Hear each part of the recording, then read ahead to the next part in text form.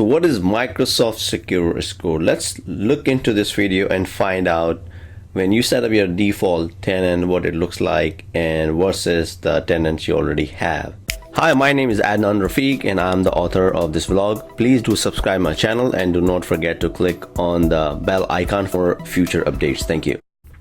So now on this screen you're seeing a Microsoft Secure Score for my newly configured tenant, which is a test tenant, let's say for this example. And as you can see, this score is only 48 out of 707 and I got only 2 points in the last 30 days. So that's a dashboard which is available for you when you set up your tenant. And of course, when you spin up your tenant, it takes time when you start creating mailboxes, OneDrive, SharePoint, and all that stuff. And then within a couple of days, you'll start seeing more things in the dashboard, but that's what it looks like. Well, I'm going to show you another dashboard comparing to my production one. And here we have, of course, 20 points in 30 days, 156 out of these. And then it has a breakdown for each and every category. Let's say 46 from identity,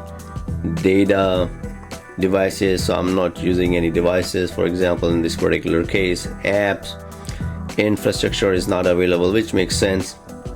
And then here it's talking about the history and it's talking about how do you compare to other organizations. So for example, it's giving here with this purple is my score and industry average is 100. So in this regard, I am doing better than the industry, which doesn't mean that I should stop, but I still gotta improve it. But that looks like across the tenant in Office 365, that's the average score, and my score is above average, and that's the global average, you know, and similar stuff. So same thing you can compare with this identity in the data, industry 32 and mine is 60. And we go to the device, which of course my score is not even there, which makes sense.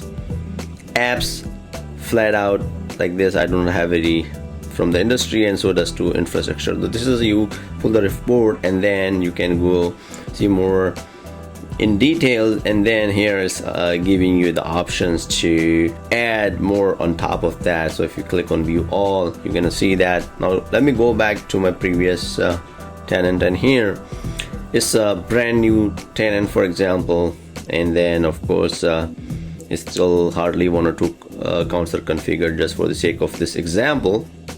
But again, if you click here and then you'll see in this 7 completed, for example, 0 not completed and all that. So if I go back to my this one and if you go back to the previous and see how many of them are completed, here says 69 not completed, 15 completed. So I have more than double in my production, for example.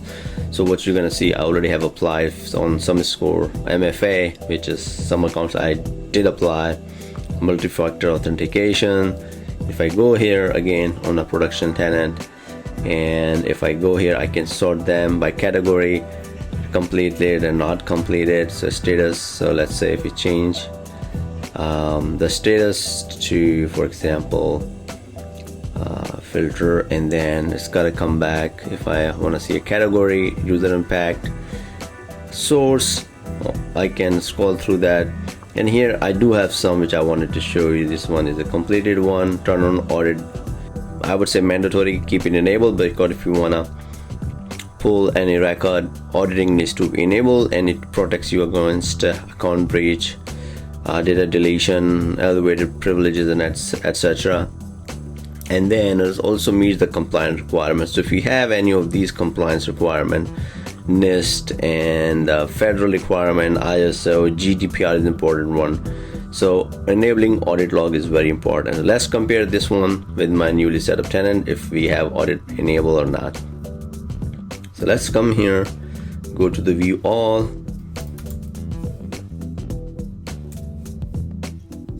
turn on audit recording. So it's not available. Let's see what it says, and we can review it and follow the instructions. There are several steps to enable it, which if you need, I can post you here how to enable audit. settings, or I set up those, it will definitely improve my score. So again, I'll have more future videos where I will be showing how to implement this control. But again, this is one of the things you got to check at your end based on your business requirement, the industry you work in, and what kind of controls you need. So going back, something like that, MFA for all users is a must-have. Turn on audit recording, we just looked at it.